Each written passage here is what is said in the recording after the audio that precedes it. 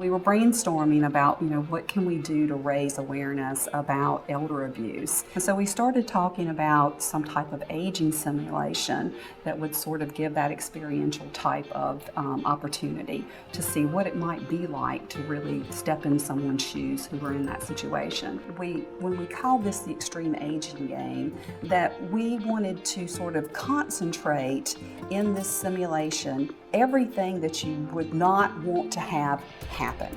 We want to also stress that this is not the norm. So we don't want anyone to think that we're trying to portray this as the norm, but we wanted them to see what it may feel like for an older adult who loses not only their self-image, their resources.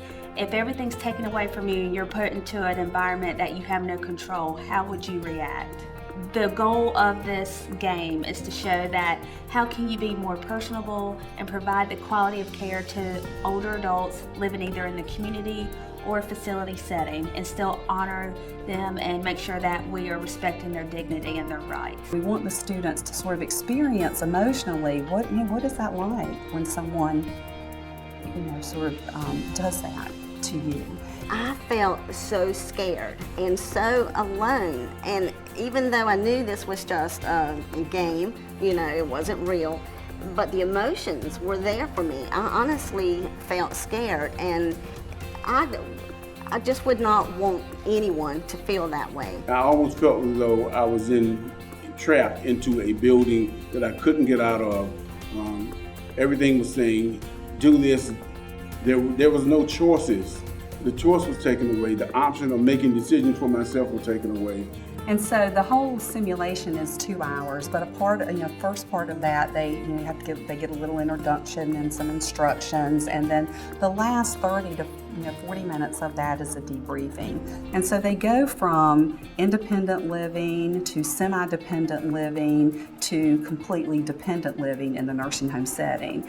They draw cards and different things happen to them, and so people had some different experiences depending on how that how the luck of the draw went for them. I had a husband, I had a pet, and even what little money I had, they took it all away from me. My spouse passed away, which that made me sad even though it wasn't true, but that causes people to either get, pretty withdrawn and kind of compliant, they kind of go along with the program, or they get sort of defiant and they begin to act out. And so we could see both of those things happening with students during the simulation. I'm gonna be the rowdy one.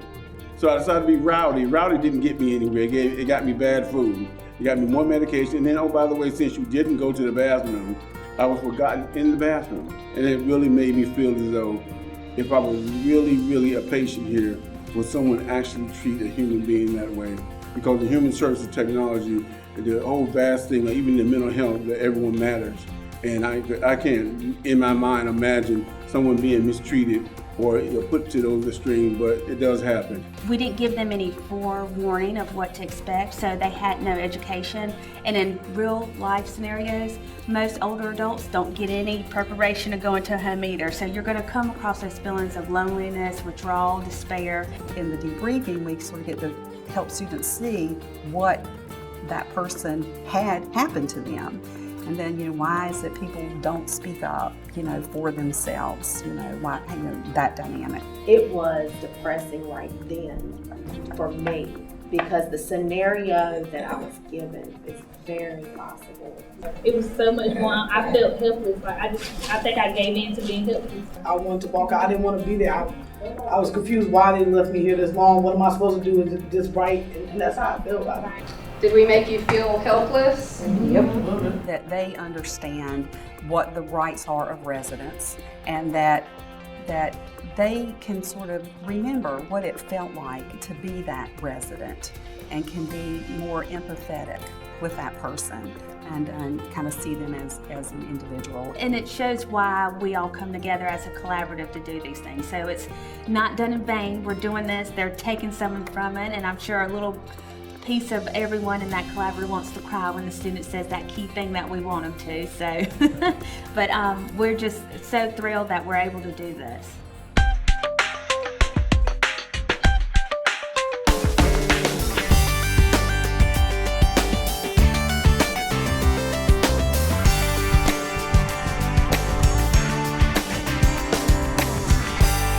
we've got a number of exciting initiatives taking place this semester. One of those initiatives is our new online Upswing tutoring.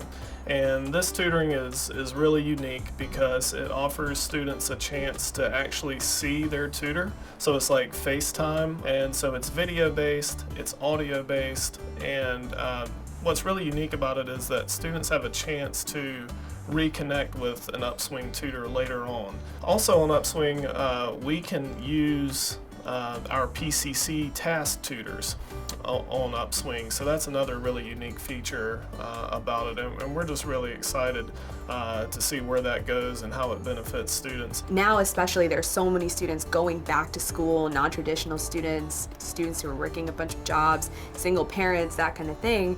And just having like face-to-face tutoring in the Learning Center wasn't cutting it, and these people needed help 10 p.m., 11 p.m. and times that people aren't around. And there are so many students taking online courses now that we felt like we needed to upgrade our academic assistance that we were offering online. So it just made sense for us to try out something new that we felt would be more beneficial for students and enhance what they're doing, because online learning is such an important part of what we do now. It's not even about their grades at that point, it's confidence. And a lot of the reason that students will drop out of a class is because they're scared to ask for help.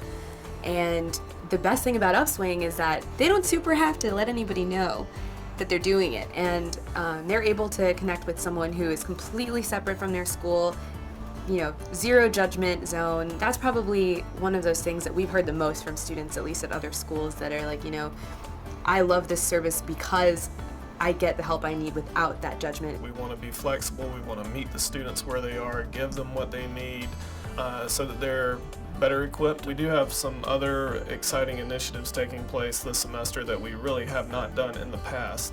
One of those initiatives is embedded tutoring with certain courses in the social sciences department.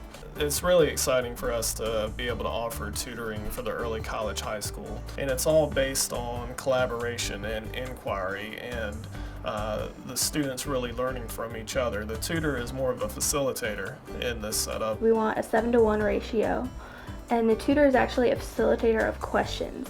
We don't answer the student's concern. We kind of ask them questions so they can help figure out it for themselves. And the other participants, the other students in the group, also ask questions to help the student get to their final answer. And that for us is just really important because, one day these students are going to possibly be task tutors. They could possibly turn around and contribute to the program from that perspective because they're all so smart and so dedicated to learning, and just a great group. Another exciting initiative is our CIS 110 Resource Center. That's located in Humber 113. Bonnie Sutton is doing an incredible job of leading that effort, and we're just trying to provide additional support and services and a learning lab that's really tailored to those students, because we know that CIS 110 is one of the most difficult courses for students here. So we really just want to make that extra option available for students as they need it. We're offering a study hall for our athletics teams, specifically for basketball, which was an ongoing effort from last year. We're also offering this year a study hall for the volleyball team. And every Monday and Wednesday from 2 to 4, those teams come in and we have tutors available to talk about study skills and just learning how to be a good student and how to prepare. And I think for those teams it's really important because they build a sense of togetherness. Also wanted to mention our new effort that we've got in place with Math 171. So we've seen large numbers of Math 171 students this semester, but we hope that putting this in place will help these students be successful later on in the semester and later on in the course. So that's really exciting for us to be able to extend what we do into other areas, other programs, other departments across the campus community. That they realize, they recognize that tutoring, not only in Upswing or with the early college high school, but just with what we do in TASK, that tutoring is beneficial. And the earlier you come in here, the earlier you get involved at the beginning of the semester, the more beneficial it could be.